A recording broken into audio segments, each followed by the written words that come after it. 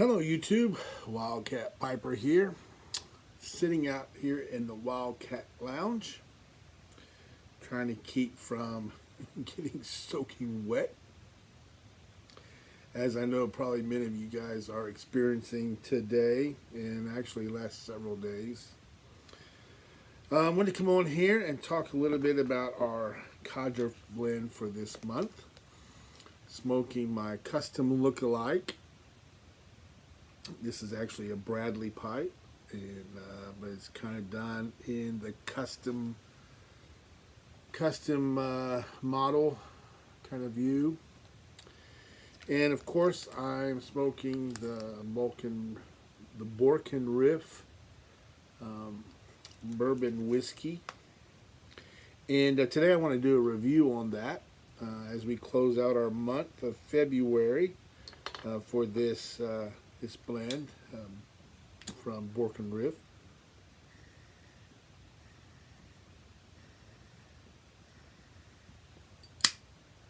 This pipe right here, I've only had it for maybe a month. It's fast becoming one of my favorites. So anyway, let me get my notes opened up here.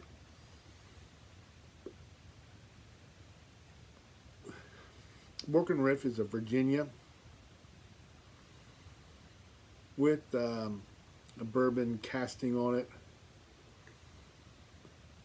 Scandinavian pipe company is who does it, who blends it.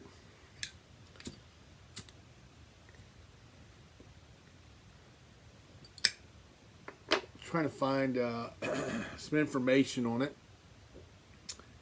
And one of the things I found out is one of the things that I found out. One of the things I read about is one of the things that I found out in my smoking of it. So, let's jump into it, shall we?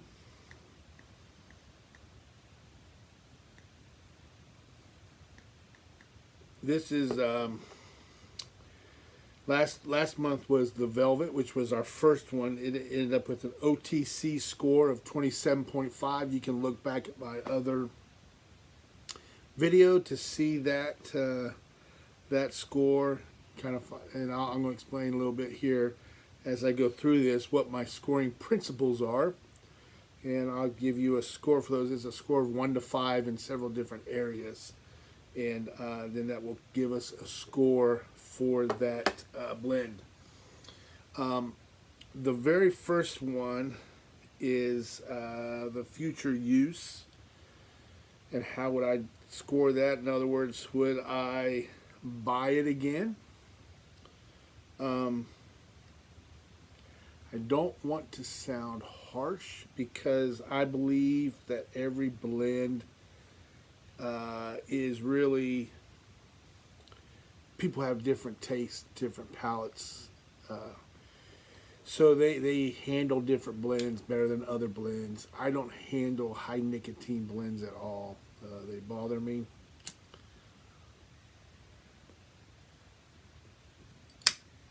So any score that I give this that you might think is a low score, just know this is just my review. But I'm going to explain why I gave it the score I gave. So the first one is for future use. Would I purchase this again? And out of 5, I gave it a 2.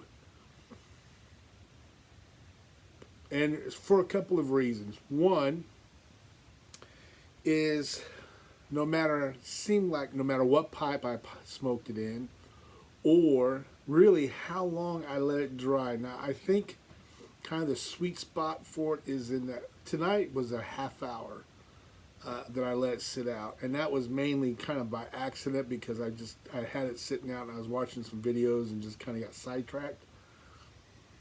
I had been leaving it out for 15, so it actually got 15 minutes longer. But it seemed like no matter what I left it out as, that tobacco would bite me, and I don't like that. I don't like that at all.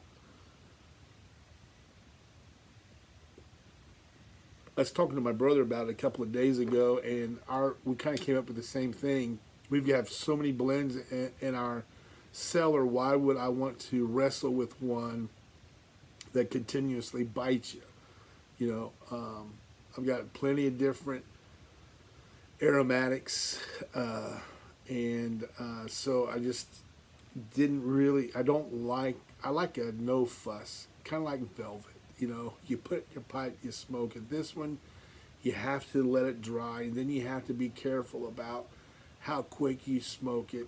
One of the other things I don't like about it is, to me, I feel like I do a lot of relights. Now, I know tonight I'm doing a lot of relights because I'm talking.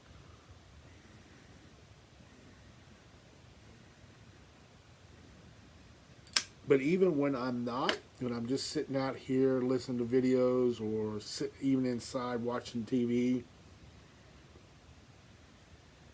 a lot of relights. I don't know if that's associated. Maybe this blend comes too hot. I mean, too moist. But it's a lot of relights. What I found online is a lot of people had tongue bite. A lot of reviews said they had tongue bite with this blend.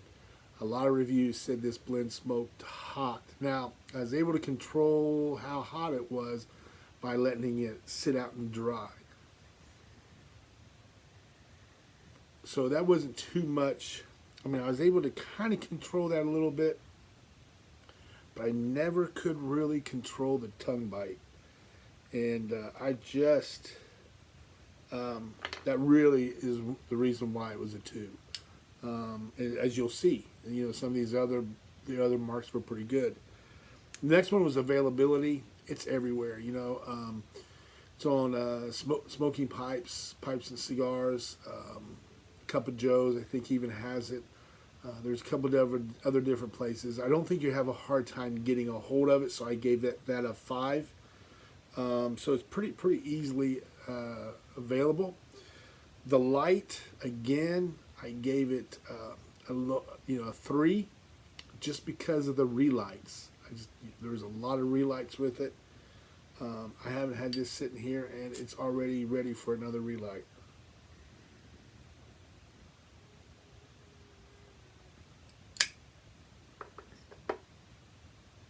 As you've heard me say before, I'm really a no fuss kind of guy. Especially with this pipe. I love to light this pipe and then just enjoy it. Velvet was awesome in this pipe. So I gave it a 3. As far as like cut, I gave it a 4. I like the ribbon cut. It's one of my favorite cuts. To me, it was a little choppy, and it seemed like and it could be because it was in a pouch, but it seemed like it was pretty seedy. I mean, stemmy, and when you put it in your mouth and took the first couple of inhales, you got a lot of the, I don't know, dobble, the crushed up stuff kind of got in my mouth. Not a big deal. Goodness, I've had crazier things in my mouth before. So I gave the cut a 4. The taste, I mean, it's got a good taste. I gave it a 3 only because of the tongue burn, and it just burns my tongue. Other than that, the taste is pretty nice. Like now, it's pretty nice.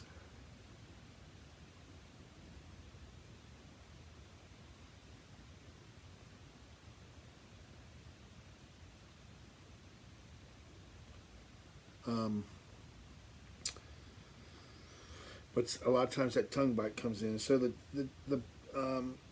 the taste, I gave it a 3, and the pouch note, very pleasant. I gave it a 4 out of 5,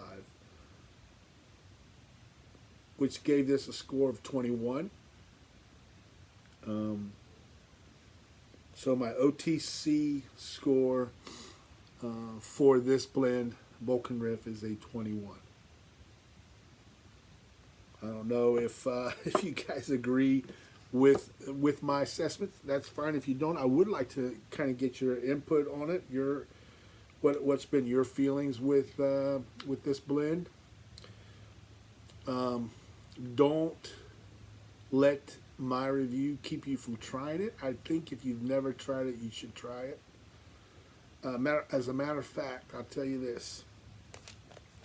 The first person who comments in my review that they would like to try this, I'll send it to you. Just let me know, and you don't have to put your address in the comments. I can get that from you.